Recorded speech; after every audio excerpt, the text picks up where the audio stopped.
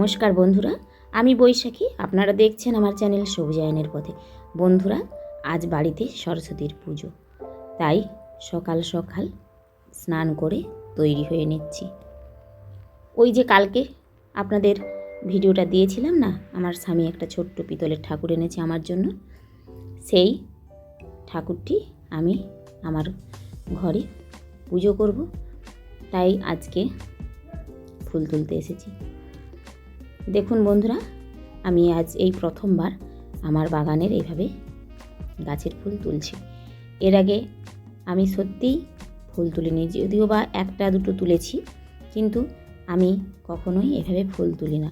আসলে ফুল ছিঁড়তে আমার ভালো লাগে না, হোক না সেটা ঠাকুরের পায়ে নিবেদন। তবুও আমি জানি আপনারা হয়তো অনেকেই আমাকে খারাপ ভাববেন, সে ভাবতেই পারেন।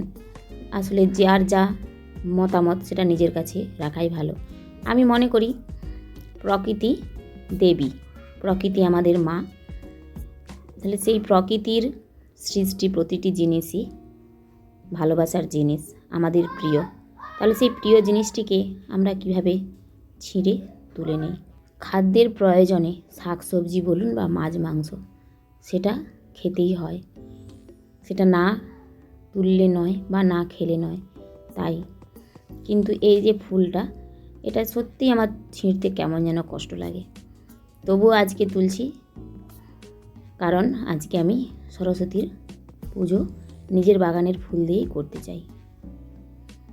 দেখুন বন্ধুরা, গাছে প্রথম ফুলকপি তুলে নিলাম। আমি মনে করি ঈশ্বরের পুজোতে শুধুমাত্র ভক্তিটুকুই প্রয়োজন, ফুল নৈবেদ্য অর্থ এগুলোর দরকার হয় না। আপনার যদি সঠিক ভক্তি থাকে সেটাই যথেষ্ট। হ্যাঁ, হয়তো আমি সেভাবে ভক্তি ভরে ঈশ্বরকে আরাধনা করতে পারি না, তাকে ডাকতে পারি না, কিন্তু বিশ্বাস করুন চেষ্টা করি। হ্যাঁ, সেই চেষ্টার মধ্যে আমার ত্রুটি থাকতেই পারে, তবে আমি আবার এটাও মনে করি ঈশ্বর বাস করে মানুষের মধ্যেই, মানুষের মধ্যেই ভগবান রয়েছে। ফুলকপিগুলো এত শক্ত, আমি হাত দিয়ে কিছুতেই ভাঙতে পারছি না, প্রচুর পরিমাণে শক্ত। কিছু নিয়েও আসা হয়নি যে কেটে নেব। ব্রোকলিটা দেখুন, পরশু দেখে গিয়েছিলাম, ব্রোকলিটা খুব সুন্দর, আর আজকে আসছি একদিনের মাঝেই দেখছি ব্রোকলিটা নষ্ট হয়ে গিয়েছে।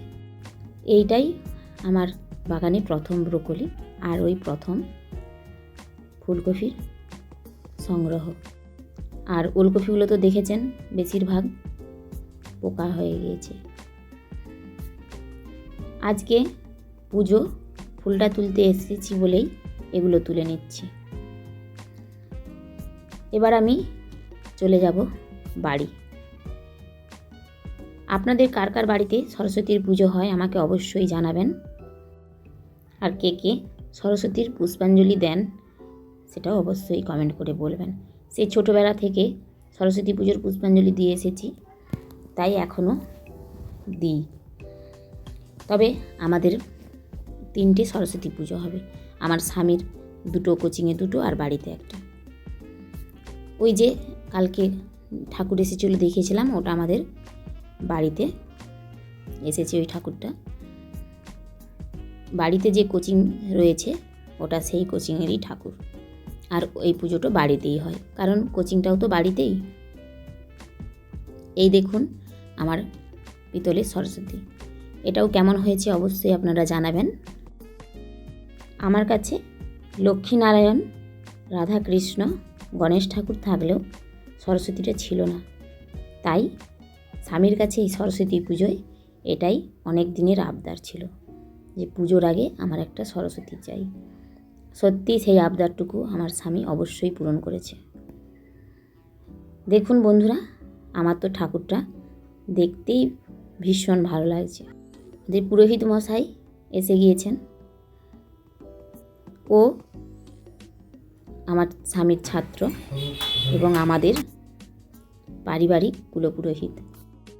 আমাদের বাড়ির যত পুজো বা যা কিছু সবটাই ওর দায়িত্ব।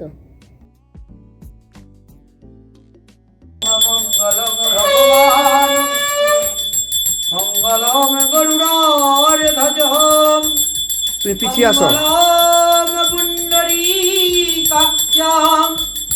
মঙ্গলম মধুসূদনম মাধব মাধবাতি মাধব মাধব হৃদি। ওর নাম গুরুপদ, খুব ভালো পুজো করে।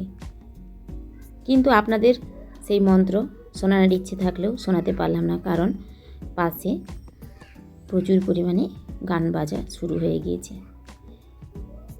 পরে কখনো কোনো এক সময় অবশ্যই আপনাদের কাছে ওর এই পুজো নিষ্ঠা ভক্তি ভরে যে মায়ের কাছে সমর্পণ তা অবশ্যই তুলে ধরব। দেখুন বন্ধুরা, পুজো সেরে এই শাড়িটা পরে নিয়েছিলাম এইভাবে, কিন্তু আমার স্বামীর পছন্দ হয়নি, তাই আমাকে ওই শাড়িটা চেঞ্জ করে আসতে হয়েছে। আপনারা অবশ্যই কমেন্ট করে জানাবেন শাড়িটা কীরকম পরতে আমাকে ভালো লাগছে। আমার স্বামীর তো এটাই পছন্দ।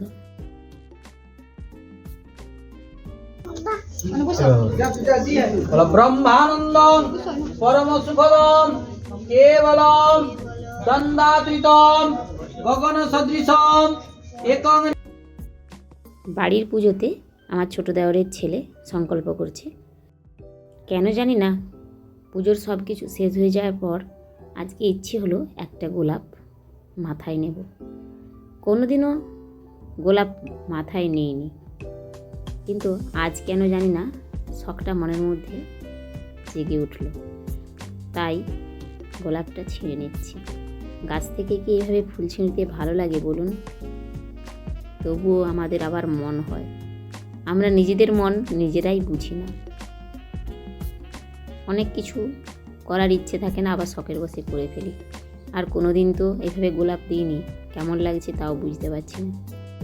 প্রকৃতির এক অপরূপ সৌন্দর্য ঈশ্বর ঢেলে দিয়েছে আমাদের মাঝে, আমরা সেই সৌন্দর্যটুকু উপভোগ করতেই পারছি না। ভূমিকে সাজিয়েছি কীরকম আপনারা অবশ্যই কমেন্ট করে বলবেন। এখন চলে এসেছি আমার স্বামীর আরেকটি কোচিং সেন্টারে। কোন ঠাকুরটা সব থেকে ভালো হয়েছে আপনারা অবশ্যই কমেন্ট করে জানাবেন। আমাদের বাঙালিদের পুজোতে দেখুন হোম হলে নারকেল দিতেই হয়, নারকেল নাকি শ্রীফল, এটা নিবেদন করতেই হয়, আর 101টা বেলপাতা। এবারে বাড়ি ফিরে যাব। আপনারা সবাই ভালো থাকবেন। সরস্বতী পুজো আপনাদের কেমন কাটলো অবশ্যই জানাবেন। আজকের মতো আমার ভিডিওটি শেষ করছি, ধন্যবাদ।